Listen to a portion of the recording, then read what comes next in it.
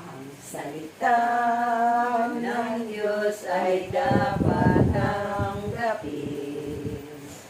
Ang salita ng Diyos ay dapat na sundin. Sa puso't isip, sana'y laging kamtin. Pagkatulong siya sa ating masalin. Sa pagtahak dito sa mundo, maraming pagsubok ang natatamo. Pakinggan mo sa buhay mo, ang salita ng Diyos ang tanging gabay mo. Yung mayroong tali.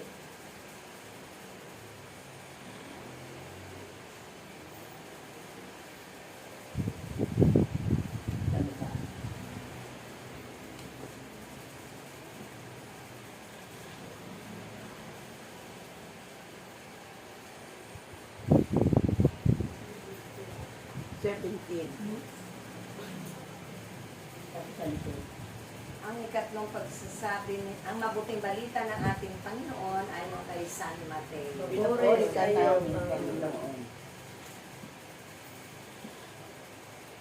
Ang ikatlong pagsasabi ni Jesus tungkol sa kanyang kamatayan. Nang nasa daanan si Jesus patungong Jerusalem, binubod niya ang 12. Sinabi niya sa kanila, aakyat tayo sa Jerusalem. Do'y ipagkakanulo sa mga punong saserdote at sa mga eskriba ang anak ng tao. Atulan siya ng kamatayan at ibibigay sa mga hindi.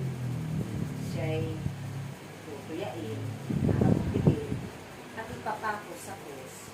Ngunit muling siyang bubuhayin sa ikatlong araw. Ang kahilingan na ina ni Santiago at ni Juan.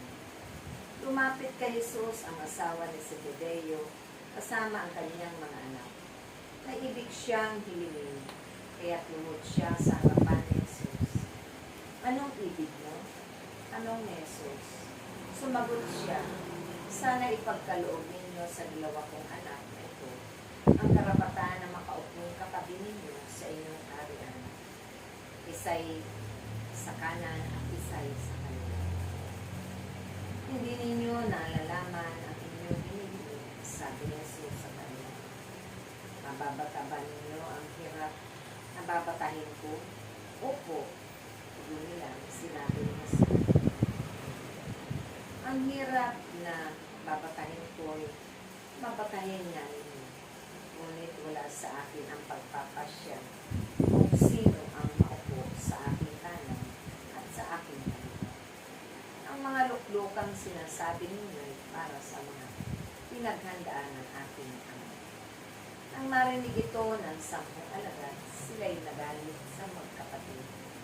Kaya pinalapit sila ni Jesus at sinabi sa kanila, alam ninyo na ang mga pinuno ng mga hintil ay nagaharit sa kanila, at ang mga dinadakila ay siyang nasusunod.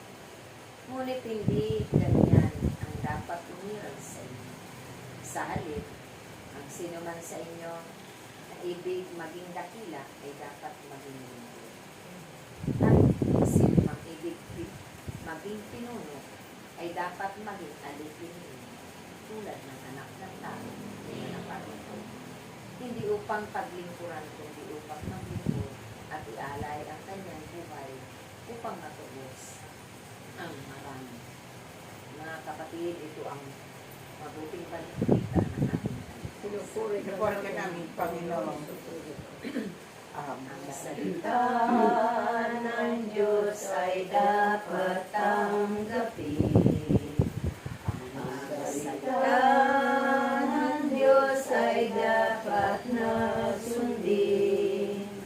Sa puso't isip, sana'y laging kamtin.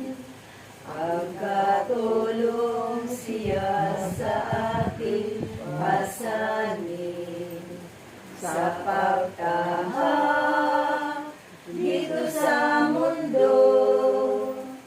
Maraming pagsubok